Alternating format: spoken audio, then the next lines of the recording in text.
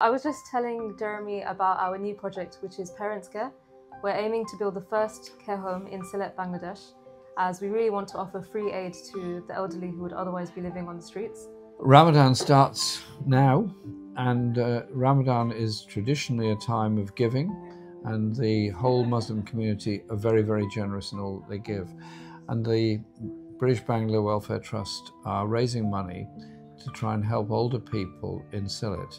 Many people from the Bangladeshi community in Britain come from Sylhet. I've been to Sylhet myself, and it's a wonderful place. Social structures are changing, and some families don't have the space or the finance to look after older relatives. And so it is about family solidarity, it is about community solidarity.